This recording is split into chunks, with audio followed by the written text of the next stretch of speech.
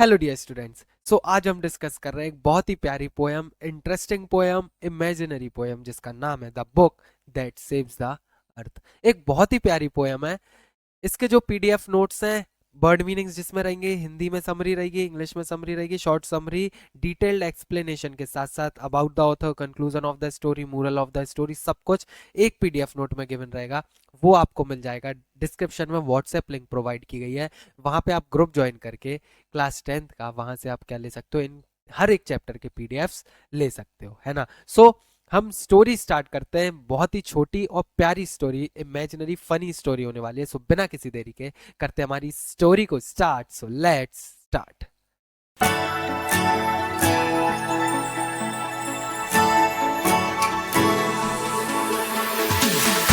तो देखो, ये स्टोरी बिगिन होती है एक म्यूजियम के स्टेज पे 25th सेंचुरी में, है ना, जहां एक लेडी 20th सेंचुरी के बारे में, हिस्ट्री के पास्ट के बारे में, एक हादसा जो हुआ था मार्शियन इन्वेजन के बारे में, उसके बारे में एक्सप्लेन करती है ना, कि वो पास्ट में हिस्ट्री में किस तरीके से हुआ था। और वो एक्सप्लेन करने के लिए लोगों से बोलती है कि किसके लोगों से बोलती है कि एक हिस्ट्रियोस्कोप है, उसके अंदर देखो, एक हिस्टोरियस्कोप है, एक डिवाइस है जो पास्ट के बारे में दिखाता है ना। तो वो लेडी बोलती है ये हिस्टोरियस्कोप है, इसके अंदर देखो, और वो एक स्टोरी क्या करती है, एक्सप्लेन करती है। इधर से एक दूसरा सीन आता है जहां पे दो इमेजिनरी कैरेक्टर्स दिखाए जाते हैं, जिसमें से एक रहता है जिसका जो हेड रहता है वो बलून जैसा रहता है, बलून ब्रेन जैसा बना हुआ रहता है, बड़ा सा, फूला हुआ सा। ठीक है, तो उसका नाम जो होता है, उसका नाम होता है थिंक टैंकर। क्या होता है? उसका नाम होता है think tank, sorry, think tank उसका नाम होता है। एंड वो वहां का क्या होता है, मास्टर होता है। और उसके साथ साथ एक और उसका असिस्टेंट होता है जिसका नाम होता है नूडल। तो ये इमेजिनरी कैरेक्टर हैं, और इमेजिनरी इनके थोड़े नाम भी हैं। एक का नाम होता है थिंक टैंक, जो मास्टर होता है, जिसका ब्रेन बलून शेप में रहता है। और दूसरा उसका असिस्टेंट होता है जिसका नाम क्या होता है, नूडल होता है। जो थिंक टैंक है उसका मानना है कि अर्थ जो प्लेनेट है वो एक रेडिकुलस प्लेनेट है, जो किसी काम का नहीं है ना। वहां पे एक ऐसी अचानक से वो बन गया, एक हादसे में बन गया, है ना। एक रेडिकुलस प्लेनेट है, कोई काम का प्लेनेट नहीं है। और वो जो थिंक टैंक है वो चाहता है कि अर्थ के ऊपर हम हमला करें, वहां के लोगों को हम मार दें। और वहां के लोगों को क्या बुलाता था, अर्थलिंग्स बुलाते थे। वहां के जो पीपल, अर्थ में जो पृथ्वी में लोग रहते हैं, उनको बुलाया जाता था अर्थलिंग्स। ठीक है, तो जो अर्थलिंग्स है, अर्थलिंग्स क्या है, बहुत ही कामचोर, मतलब कोई काम के नहीं है। और हम इनके हमला करने के बाद अर्थ को अपने जैसा ही क्या बना सकते हैं, एक अच्छा प्लेनेट बना सकते हैं। तो वो लोग अर्थ के ऊपर क्या करना है, हमला करने की सोचते हैं, वहां के लोगों को तबाह करने की सोचते हैं, जिससे वो लोग अपने जैसा ही एक ग्रह अर्थ पे भी बसा सके और उनके ऊपर राज करने का सोचते हैं। ठीक है, फिर क्या होता है, जो थिंक टैंक है, थिंक टैंक अपना एक क्रू भेजता है, क्रू मतलब अपना एक ग्रुप भेजता है सिपाहियों का, जहाँ कहाँ पे उसके साथ जाता है, कहाँ, लाइब्रेरी में, सॉरी, पृथ्वी के ऊपर भेजता है। पृथ्वी के ऊपर भेजने के बाद जो वो क्रू था, क्रू जा पहुंचता है कहाँ, लाइब्रेरी के अंदर। पृथ्वी पे जैसे ही भेजता है तो वो जो क्रू जाता है, क्रू जा पहुंचता है एक लाइब्रेरी के अंदर। वहां पे जैसे ही वो लोग जाते हैं तो वो देखते हैं उनके आसपास बहुत सारी बुक्स बुक्स वगैरह रखी हुई रहती है, क्योंकि लाइब्रेरी सबने देखा है वो पूरी शेल्फ जो लाइब्रेरी रहती है बुक्स से भरी हुई रहती है। और उन्होंने देखा कि यहाँ पे जो ये है तो ये बुक्स से पूरा भरा हुआ है। और वो जो आसपास का नज़ारा वो देख रहे थे, उनके लिए बहुत आश्चर्यजनक था। क्यों? रीजन उसका ये था कि उन्होंने पहले ऐसी चीजें कभी देखी नहीं है ना। तो वहां के जो क्रू थे, क्रू ने सोचा यार मुझे तो कुछ समझ में नहीं आ रहा है, मैं अपने मालिक से पूछता हूँ। क्यों? क्योंकि जो वो थिंक टैंक था, उसका जो ब्रेन था वो बहुत बड़ा था। और जो वो क्रू वगैरह थे, लोग समझते थे कि जो थिंक टैंक है वो बहुत क्या है, इंटेलिजेंट है, क्योंकि उसका ब्रेन भी क्या है, सब लोगों से बहुत बड़ा है। तो इसका मतलब वो क्या है, इंटेलिजेंट है। और वो सोचते हैं कि अगर उन्हें इस चीज के बारे में पता है तो वो कहाँ, थिंक टैंक से पूछेंगे तो उन्हें पता चल जाएगा कि ये चीज है क्या।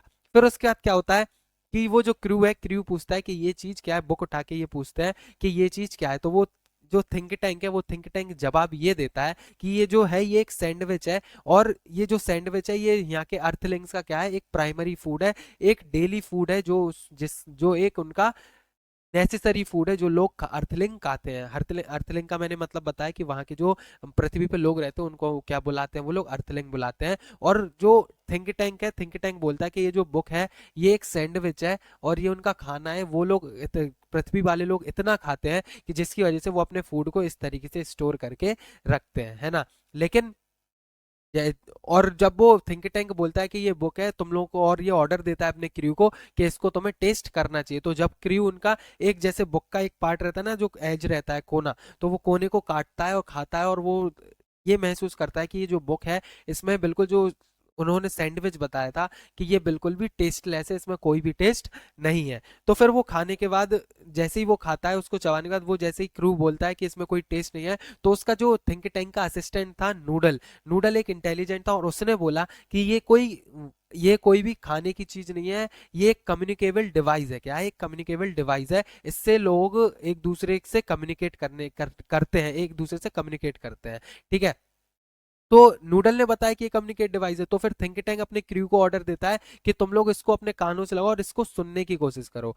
ठीक है, तो उनका क्रू क्या करता है, उनको सुनने की कोशिश करता है। फिर नूडल उन्हें देखता है कि यार, फिर वो थिंक टैंक को नूडल दोबारा समझाता है कि ये कम्युनिकेबल डिवाइस है जिसको आप सुन नहीं सकते हो, आप क्या कर सकते हो, उसको रीड करके अपने आप को नॉलेज ले सकते हो। न्यूडल्स ने थिंक टैंक को ये बताया। ठीक है, तो फिर वो क्या करता है, क्रू को ऑर्डर देता है कि ये बुक को खोलो, रीड करो, और जब वो रीड करने की कोशिश करते हैं तो उन्हें कुछ भी समझ नहीं आता है। ठीक है, कुछ भी उन्हें समझ नहीं आता है। तो फिर थिंक टैंक है, थिंक टैंक बोलता है कि जहां पे केमिकल डिपार्टमेंट से तुम लोगों को एक टैबलेट मिली है, तो केमिकल डिपार्टमेंट से जो तुम लोगों को टैबलेट मिली है वो खाओ, जिससे तुम्हारी नॉलेज क्या होगी, बढ़ सकते हैं। जहां पे जिस प्लेनेट पे वो रहते हैं वहां पे केमिकल डिपार्टमेंट से उन्हें एक, 1 सेकेंड,